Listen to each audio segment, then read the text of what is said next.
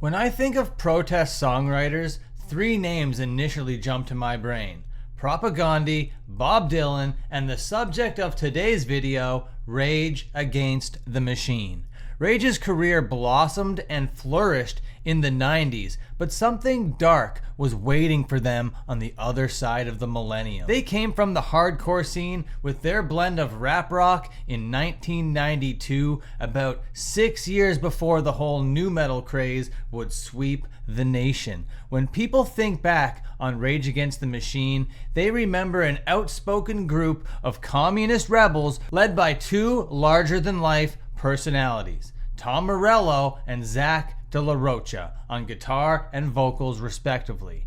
Their unique approach to riffs and vocal delivery would be a breath of fresh air in the heavy music community in the 90s, which would see them steadily grow as the decade wore on. Hey, how's it going? My name is Dan Frampton. I hope you're having a great day, and today we're gonna look back on Rage Against the Machine to determine the day that they died, okay? But first, I just want to thank you for being here, and I also want to thank my channel members. If you want to find yourself on this graphic over here, all you got to do is join the channel, all right? You'll get access to exclusive emojis and more content, all right? But most importantly, your name will be on this graphic. Okay, let's talk about Rage Against the Machine, all right? So back in 1992, they put out their self-titled record. Now I'm going to be rating all these records on my 2-star rating system. I'm not going to bother explaining it so much. There are 11 possible ratings within that 2-star rating system though, but you'll catch on to it as we go on. The first two songs that they hit us with are Bomb Track and Killing in the Name Of, and already we're thinking, oh my god, these guys are riff monsters. These guys are song machines. These songs are so visceral and loaded and just hit your brain with such intensity. I gave Bomb Track 1 1/4 star, which classifies that sick, and Killing in the Name I put as a premium song at 1 3/4 of a star. Now, spoiler alert, these are the two strongest songs on this record by a country mile, okay? It falls off a cliff, and it falls off a cliff pretty quickly with Take the Power Back. It's okay, I guess. I gave this thing 3/4 of a star. It's just long and self-indulgent. They're just wanking. They're just making these long songs because they want to just like hear their voices, I guess. I don't know. Maybe they want to challenge themselves to like a 72 bar noise solo, but it's not my thing, and they could really hone that in, I think. And then we run onto the song Settle for Nothing, and this is an awful track. I didn't give this thing a single star. This thing is walking away with 0, but then the next song, Bullet in My Head, it's a solid track. I gave it a single star. While it's actually longer than the last track that felt like it went on forever, okay? It was just structured in a better way, which proves to me if they work with these ingredients that annoy me so much early on, if they hone it in, if they craft it in a way that's actually palatable, it could be very good. And then we move on to the song Know Your Enemy with the Tool guy in it. All right, what's his name again? Maynard James Keenan. All right, and I would never think that the best part of any song would be this guy, but the best part of this song is the Tool guy, and he's the only reason why this track is getting a 1/4 star. And then we move on to this song Wake Up, and I'm just praying for this to end. It's only song 7. I know we have a bunch more songs to go. When people think back on Rage Against the Machine, they remember this record being great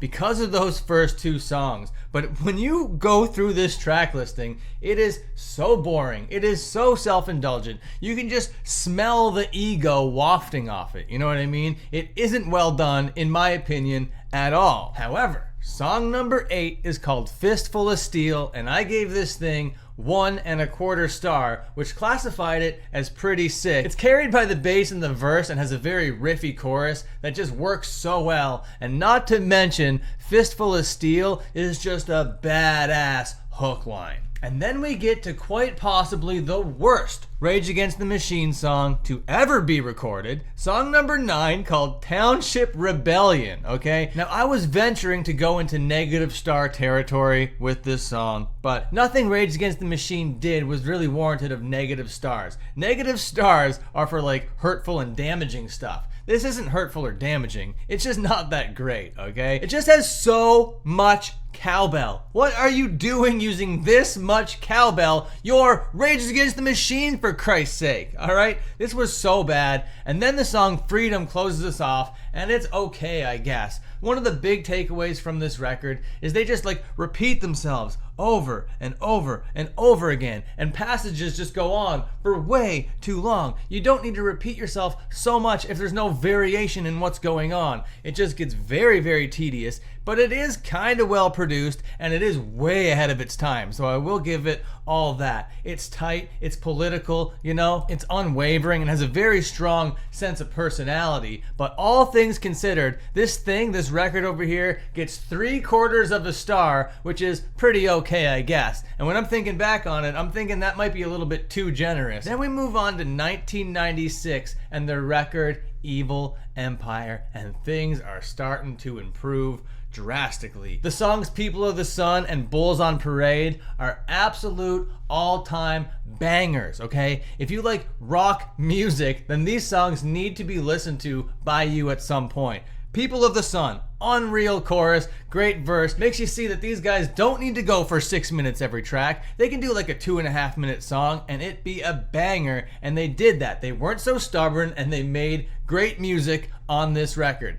Bulls on Parade might be their best song of all time. I gave that thing a perfect 2. I gave People of the Sun a 1.5, all right? And they seem to be doing all the same things that annoyed me so much on the last record, but this time it's polished. This time they know what they're doing with their elements. It's not being dragged on forever. They have a musical idea, they execute it, and they move on. It's brilliant. Then we move on to the song Viet Now. It's groovy, it's hard, it's heavy. You know, it's just a good, solid album track. I gave this thing 1.25 star, which classifies it sick. The next 3 songs, Revolver, Snake Charmer, and Tire Me, all get 1 solid star. These are all very solid album tracks that feel deliberate, well placed. They're not overwritten, they're not underwritten. The songs just serve their purpose, and it's great. They don't feel like filler. These are good, solid album tracks. But after we get those good, solid album tracks, the album actually picks up again, because the song Without a Face gets 1.5 stars. This is a top shelf song, all right? This song absolutely rules. And then we get this song called Wind Below. It's near 6 minutes long. It's like if Bob Dylan wasn't a 60s political songwriter, it's like he was a 90s rap rocker. You know what I mean? It kind of has all that kind of Bob Dylan type flavor to it. But they seem to have learned from the past, and it's all done very well. The vocals intensify in range and emotion. It crescendos. It's a great use of dynamics. They did a great job on this track. I gave this thing 1.25 stars, which classifies this sick. Song 10, Roll Right, another 1-star solid album track. And then we roll into track number 11, which is going to be our closing track, and it's funky, it's groovy, it's angry, it serves as a good closing track. It's getting 1.25 star, classifying this pretty dang sick. So overall, Evil Empire is a drastic improvement from their last record. I like it so much more. They're doing everything so much better and reaching a much bigger audience. It's getting 1.25 stars. This record is sick. But then we move on to 1999, and we're going to be talking about the Battle of Los Angeles, okay? This is peak nu metal time. So all that rap rock stuff that they were doing during the grunge era finally makes sense culturally in 1999, and everything is firing on all cylinders here, okay? This is just like the biggest, most bestial mainstream record that these guys have ever done. When you're talking about bands like Korn and Limp Bizkit, bands that were up there doing nu metal at the very, very top of the charts, you know, Rage Against the Machine was right there with them. So this album starts off with 3 absolute bangers. Testify, Guerrilla Radio, and Calm Like a Bomb coming in with 1.5, 1.75, and 1.5 stars, all respectively, all top shelf premium Rage Against the Machine tracks, all right? But then we hit Mic Check, and this thing is getting a big fat old 0 from me. bad song, worst song since that cowbell song, I tell ya. And then Sleep Now in the Fire might be their best song since Bulls on Parade. And there's a lot of drama involving this song in this video, which we'll get into later. It might have had a role to play in their demise in the year 2000, but we'll talk about that in just a little bit. Born of a Broken Man comes in next. It's another like Bob Dylan-ass song, getting 1.25 stars. Thoughts Like a Million Miles, Trapped Inside a Lampshade. All right, you're getting very metaphorical over here. I like it. It's also metaphysical and maybe using a bit of meta-irony. And track number 7, Born as Ghosts. It's weird, experimental. It might be all the things that Rage have done earlier that made me not like their songs, but for some reason, they've just like nailed it right now. They're doing everything so well. Everything is with purpose. It grows, it builds. It's like a whole experience unto itself. This song is getting 1.75 stars, all right? This is a premium track. And then we get hit with track number 8 called Maria. The bass line on this thing is unbelievable. 1.5 stars. And then they batch 3 solid album tracks together again with Voice of the Voiceless, New Millennium Homes, and Ashes in the Fall. All very solid, all getting 1 star. But then the closer, War Within a Breath, 0 stars. Awful track, wet fart of a closer. What were you doing here? That should have been a sign of things to come. That should have been an omen, because now the 90s are over, and instead of there being a single day that Rage Against the Machine died, it kind of happened over time all throughout the year 2000. So the year 2000 is the year that Rage Against the Machine died, and it all happened because of a series of unfortunate events, okay? First, I gotta mention, these events are not gonna be in chronological order, but it's just gonna serve to prove that all of this happened within such a short amount of time, okay? So they didn't release another full-length record with their own batch of songs on it. They were done writing original tunes. There must have been so much like infighting and tension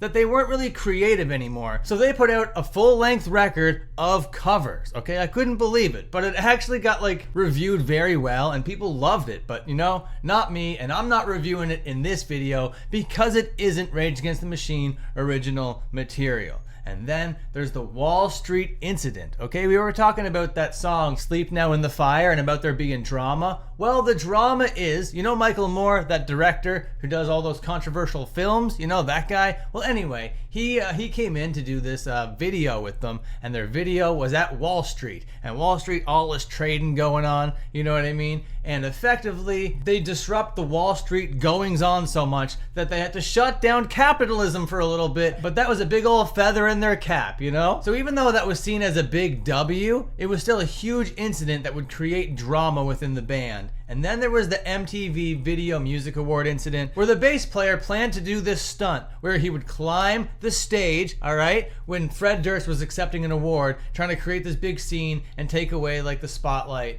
from Fred Durst accepting this award or whatever. He was gonna pull a Kanye West like 20 years before Kanye West would pull a Kanye West on Taylor Swift, all right? But he was gonna do it bigger and badder than anybody else. And he told the band about this beforehand, and they were all like, hey, I don't think you should do that. Please don't do that. That's gonna make us look really bad and petty and stupid. Please don't do that, buddy. And he still went ahead and he still did it, all right? Causes the band to do a whole bunch of infighting. There's a lot of drama going on. You know, they're absolute rock stars right now, but the tension gets so much that Zach De La Rocha leaves the band, okay? The singer. He's like, okay, guys, I'm out of here. You can figure this out yourself. This is messy. This is dirty. This kind of goes against all the stuff that I started this band for. And speaking of the hypocrisy of the band is all like anti-capitalism, but they are just like a mainstream label band or whatever. So there's always been that level or layer of hypocrisy with the band, but now Zach De La Rocha is just like, oh god, I can't do this shit anymore,